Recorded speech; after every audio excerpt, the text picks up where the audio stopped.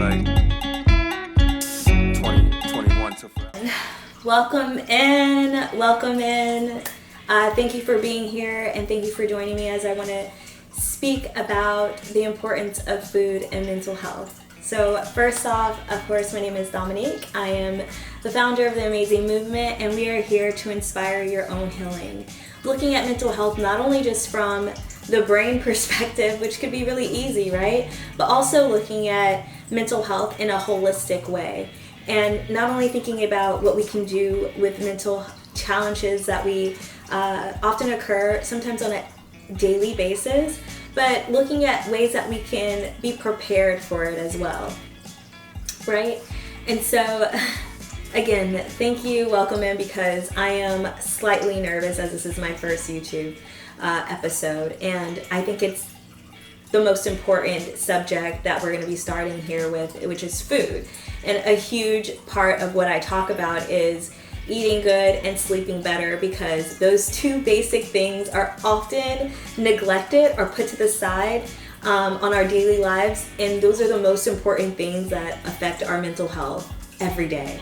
So not having great sleep and not eating great, you will find yourself mentally deteriorating. And so with food and mental health, this month of June is what we're going to be talking about, going from how your gut and brain are connected, looking at what foods are good and what foods are bad for our mental health. And then also we're going to be discussing this month ways or people that we can go to for nutrition goals, people that we can go to help us on this more healthier journey.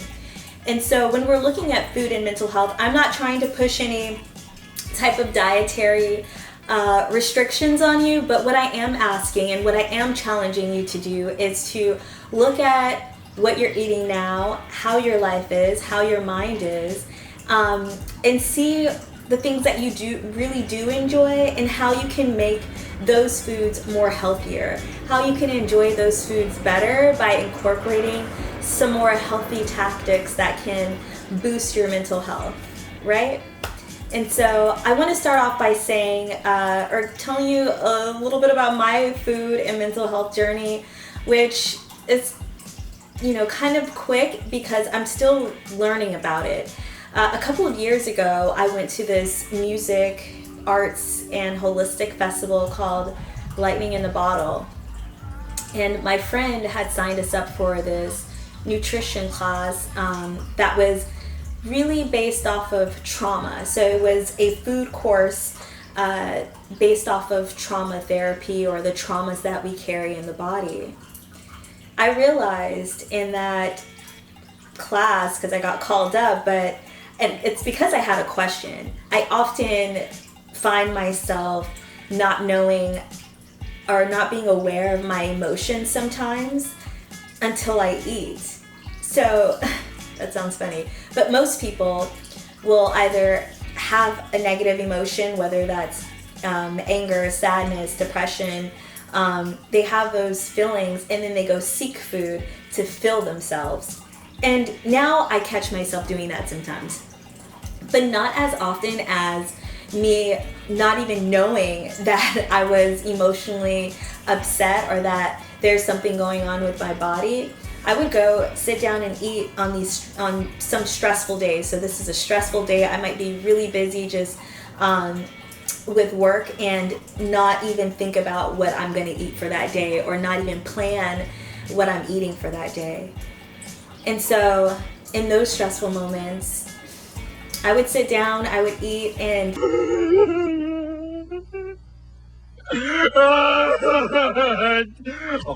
oh man, that's good. as soon as I took the first bite and I started chewing, tears would come down. I would be so confused of where is this coming from? Why do I feel this way? Why do I feel like a gulp of emotions right in my stomach area every time that I eat and I'm under stress? And so it was worthy of looking at, and worthy of looking at my feelings and looking at the day and what was happening around me that could have caused those fillings. And so food, of course, lack of nutrition is a direct link to that. As soon as I ate something, I felt better. So let us move forward, and I want to kind of break down just a little bit about how the brain and the body fluctuate together. Over the next couple of weeks, I'll be referencing books that I've read and am reading and things that I'm researching now. And so one of the books that I am getting information from is This Is Your Brain on Food by Naidoo. This is Your Brain on Food. One book. I'll also be referring to Queen Afua's book, Sacred Woman. And she's just another person that has a holistic approach when it comes to diet, food, and overall wellness of the body. She also writes, this is for women, she also writes the one for men called Man Heal Thyself. And with Man Heal Thyself, again, she points out some really valuable information as far as diet is concerned. And then also, of course, we're going to be looking at Eating Your Way to Better Mental Health. And that's by Linde Hoff. We're looking at the food and brain connection. And so with those books that I said that I'll be referencing over the next couple of weeks, it helps to really put things in perspective. And so, what is the food and brain connection? The food and brain connection, so we've heard the phrase a lot, food is fuel. And often people refer to food as fuel to the body, but neglecting that it also affects the brain. And so going back to why the amazing movement is here, we are looking at mental health from a holistic view. And so looking at food and the brain is something kind of new over the last couple of years that people are looking more into. Nutritionists and psychologists, they're looking more into the connection with brain and food and asking their patients about it. And what is that doing? That's causing people to look at how they intake food and how they relate to it and the energy that it carries, and what food specifically can target certain mental health challenges that we sometimes suffer from, again, daily or in different periods of our life. What I am hearing a lot when I'm looking at food and mental health is this thing called HPA, the HPA Axis, and I'll put that here, which is, the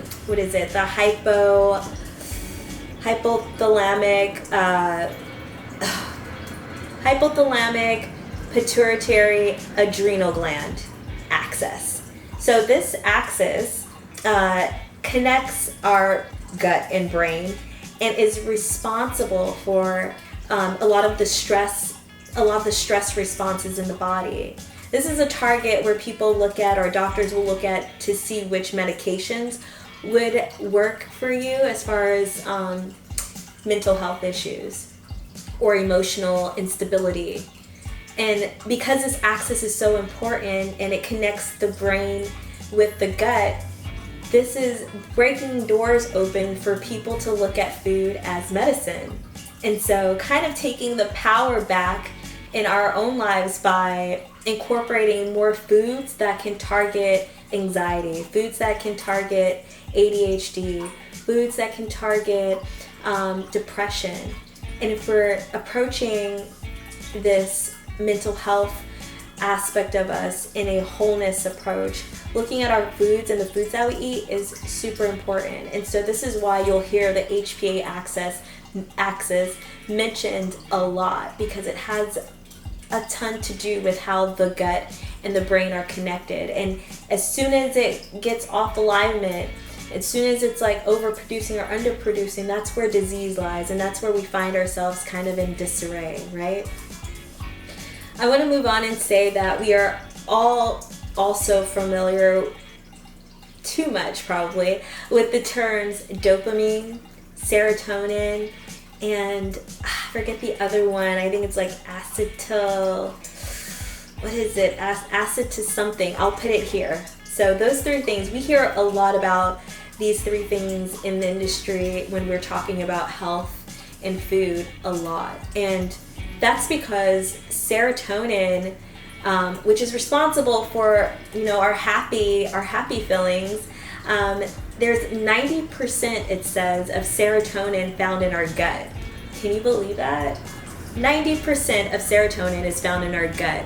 So if we're taking care of it, it's like a happy belly, full belly, like feed me. I'm happy when you feed me, so please send me food, and I will be a happy camper.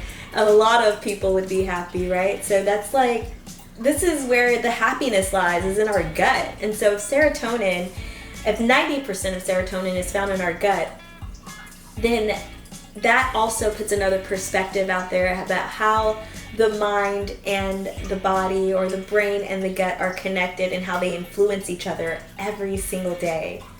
Every day. And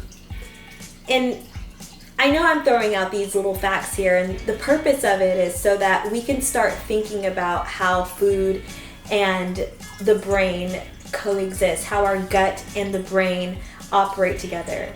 There is this really good, I like this image and this example that Uma uses in her book, Naidoo. She starts off by explaining or giving us the perspective so that we can see how food and mental health work together. We all like to say, or some people like to say, we are one world, one human, one race. So taking that perspective and applying it to you. As you're born, before you were born, you had the egg and the semen that came together, right? The semen came together in the egg and made an embryo. That embryo implanted, and the pregnancy of this is that over time those cells split. They split and they make a you. They make a baby eventually. So it came from two different things. The semen and the egg and the sperm and the egg comes together, forms the embryo, you get implanted, and then over time, these cells start to, they start to multiply. They start to multiply to make your heart, to make your brain, to make this body, to make a you, to make the baby. And so, although they start off as together, things start to form and separate, right? You start to have fingers and toes and a heart and a brain and a gut. And then you have all these different pieces that essentially make up you, which is why we have this wholeness approach, because everything is connected. One thing is tied to the other. If you're having heart issues, that's probably tied to your mental health issues. You probably were stressing a lot, right? Do you get how this works? I just want to put that in your brain this week. This is what this video is all about, is just making you aware of how the brain and the body are connected. And if we can, I'm going to challenge you. This is my challenge for you at the end of this is, my challenge is for you to start looking at how your food and mind are relating to each other. How are you relating to the world outside of you with food? And maybe even looking at your plate and saying, how can I make what I already am enjoying? How can I make this meal that I'm eating right now more healthier?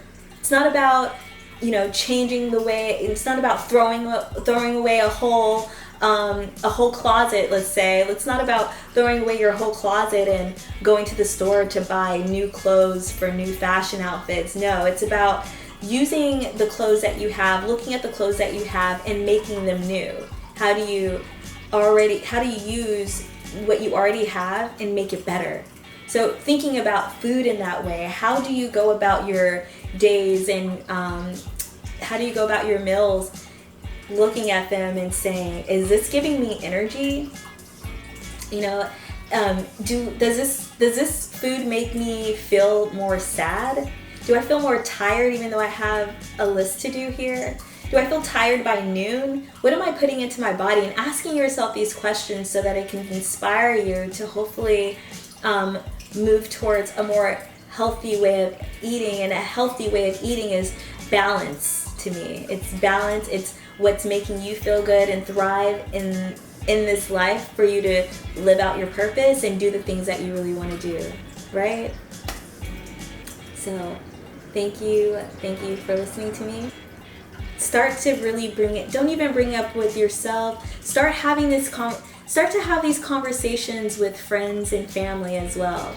It's interesting the things that you can find out even within your own friend group or family, and feed off of that and inspire each other. That's what I'm encouraging you. So again, we're here, the Amazing Movement, inspiring your own healing from a holistic viewpoint. And yeah.